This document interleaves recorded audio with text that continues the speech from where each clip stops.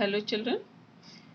इस पाठ को पढ़ने से पहले मैंने आपको ऑडियो क्लिप भेजी थी जिसमें मैंने सालिम अली के विषय में बताया था और कुछ चित्र भी पीडीएफ के माध्यम से भेजे थे।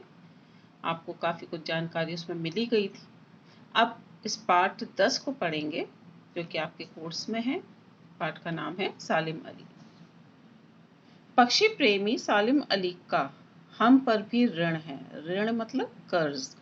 उन्होंने पक्षी विज्ञान में काम करके स्वयं को प्रामाणिक बना लिया। यानी पक्षियों के विषय में सालिम का कथन ही प्रामाणिक माना जाता है। यानी वे इतने ज्ञाता थे पक्षी विज्ञान के, उनको इतना ज्ञान प्राप्त था कि वे जो भी कथन कहते थे, जो भी बताते थे, वही एक प्रकार से प्रमाण के रूप में मान लिया जाता था। यानी सबको उनके ऊपर विश्वास था कि इनको सही जानकारी पक्षियों के विषय में पता है। पक्षियों के बारे में जानकारी, उनका रखरखाव, गहराई से अध्ययन, ये सब सालिम अली का शौक था। यानी उनको शौक था बचपन से ही, जैसे कि हम इसमें पढ़ेंगे। और बचपन से ही शौक होने के कारण उन्होंने फिर पक्षियों पर अपनी गहन अध्ययन किया, गहराई से अध्ययन किया और उनके बारे में काफ़ी कुछ नई जानकारियां हासिल की, क्योंकि उनकी रुचि इसमें थी। एक धमाका।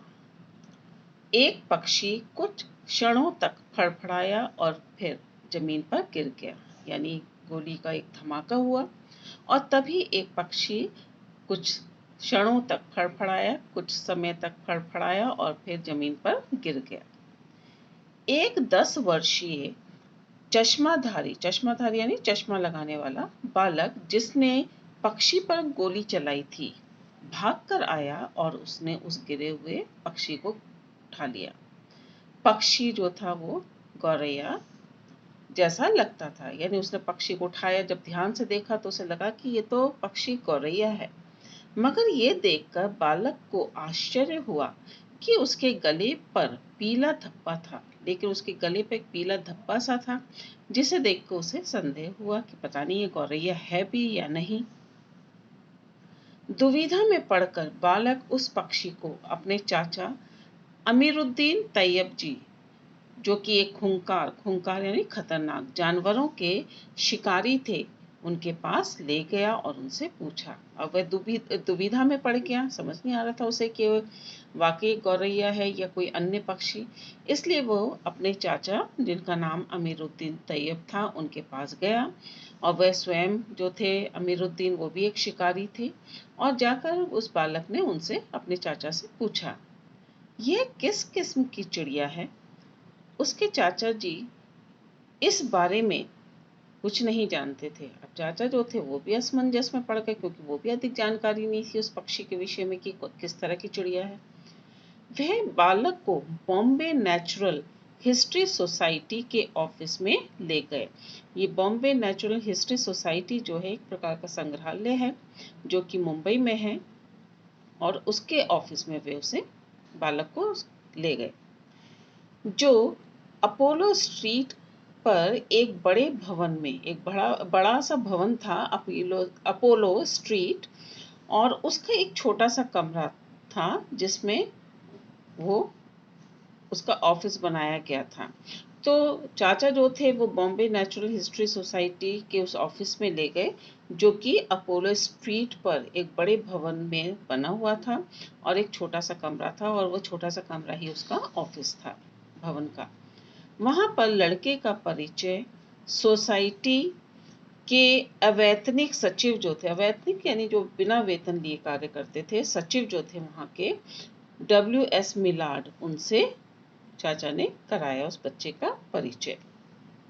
मिलार्ड जो थे वह ये देखकर आश्चर्यचकित रह गए कि एक भारतीय लड़का यह पूछ रहा है कि उसने कौन सी चिड़िया मारी है।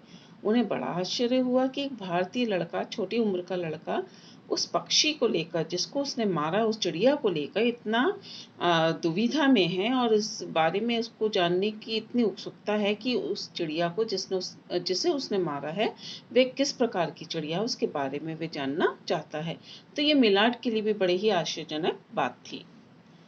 वे उसे उस कमरे में ले गए जहां तरह तरह के मरे हुए पक्षियों के शरीरों में भूसा भरकर रखा गया था, यानी उनको संग्रहित करके रखा गया था।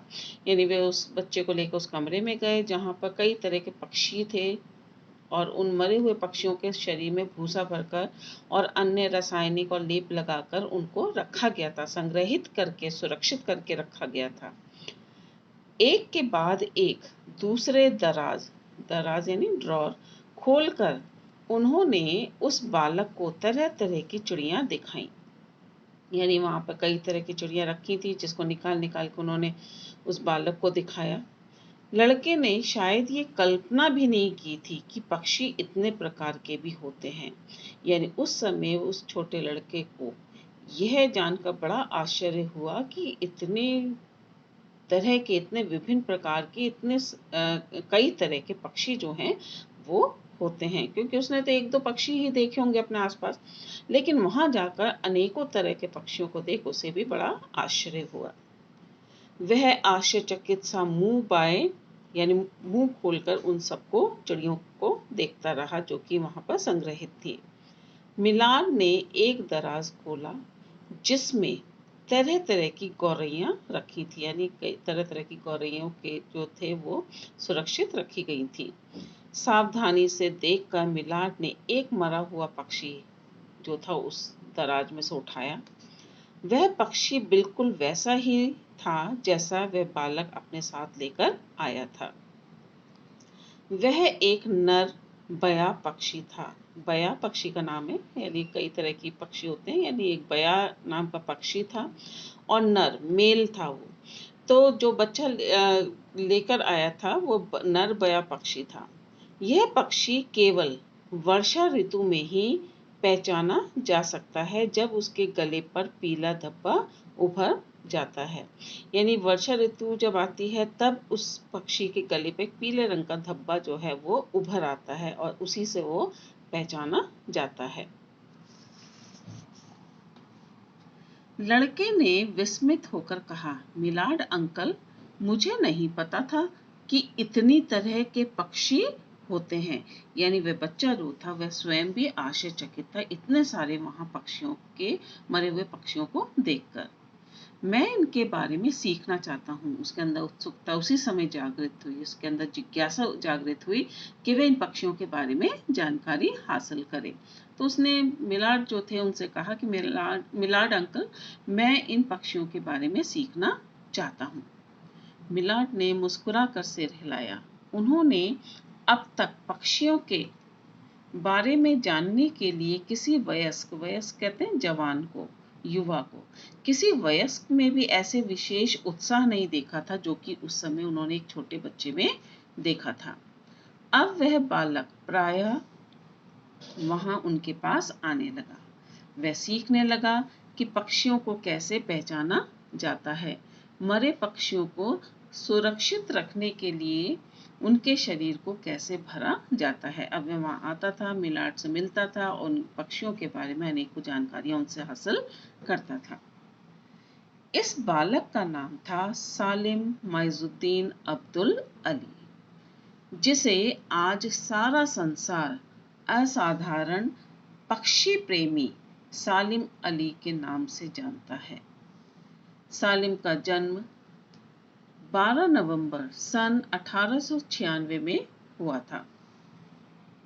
अपनी उम्र के 90 दशक, एक दशक जो है 10 साल का होता है, 90 दशक यानी 90 वर्ष में पहुंचकर, जब उनकी आयु 90 साल की हुई, 90 वर्ष की हुई, तो उम्र के 90 दशक में पहुंचकर भी पक्षियों में उनकी रुचि वैसी ही बनी रही थी जैसे तब थी जब वे पहली बार मिलार्ड से पहले यानी पहली बार मिलार्ड से मिले थे।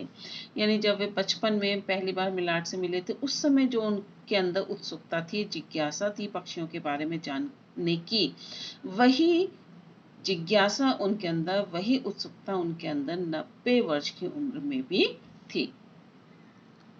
उन्होंने पक्षियों के संरक्षण के लिए जो योगदान दिया है, यानी पक्षियों के रखरखाव के लिए जो योगदान दिया है, उसके लिए उन्हें J Paul Getty wildlife conservation पुरस्कार भी मिल चुका है। उन्हें कई राष्ट्रीय सम्मान और पुरस्कार भी मिल चुके हैं। आश्चर्य की बात यह है कि सालिम अली के पास किसी विश्वविद्यालय की डिग्री नहीं है।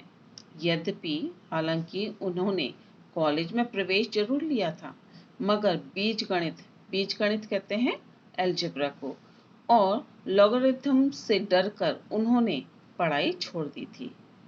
इस विषय को से वे डर गए थे, या कह सकते हैं ये विषय उनके कमजोर रहे होंगे, जिससे डरकर उन्होंने अपनी पढ़ाई छोड़ दी थी।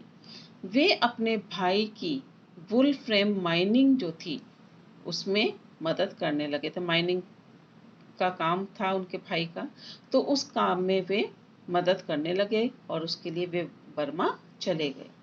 लेकिन बर्मा के जंगलों में वुल्फ्रेम के बदले पक्षियों की खोज वे करने लगे। हालांकि गए तो वे थे अपने भाई की मदद करने उनकी माइनिंग में, लेकिन वहां वे काम करने की जगह वहां के जो जंगल थे वहां जाकर वे पक्षियों की को खोजते रहते थे। घर लौटने पर उन्होंने प्राणी शास्त्र कहते हैं यानी प्राणियों संबंधित जो विज्ञान होता है उसमें एक कोर्स कर लिया और बॉम्बे नेचुरल हिस्ट्री सोसाइटी के अजायब घर यानी संग्रहालय म्यूजियम में गाइड के पद पर यानी गाइड की नौकरी के लिए नियुक्त कर लिए गए। फिर वे पक्षियों की चमड़ी उतारने और उन्हें भरने का उच्च प्रशिक्षण यानी ट्रेनिंग लेने के लिए जर्मनी चले गए। उन्होंने कुछ समय तक तो गाइड के रूप में यहाँ नेचुरल हिस्ट्री सोसाइटी में, बॉम्बे नेचुरल हिस्ट्री सोसाइटी में के जो अजायब घर थे उसमें काम किया, लेकिन बाद में उन्हें जर्मनी जाने का मौका मिला, जहाँ पर वे किस ट्रेनिंग के लिए गए, किस प्रशिक्षण को प्राप्त करने के लिए गए, पक्षियों की किस प्रकार से चमड़ी उतारी जाती है और उन्हें किस प्रकार से उनमें रसायन और लेप लगाकर उनको संरक्षित करने के लिए उनके अंदर भरा जाता है। इस ट्रेनिंग को, इस प्रशिक्षण को लेने के लिए वे जर्मनी गए।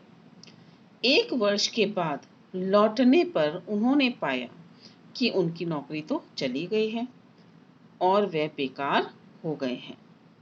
पैसे की कमी के कारण उनकी अनुपस्थिति में उनका पद ही समाप्त कर दिया गया।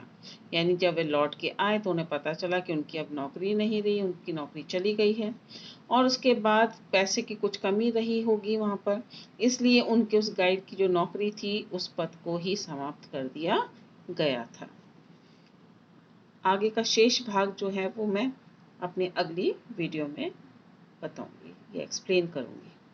Thank you.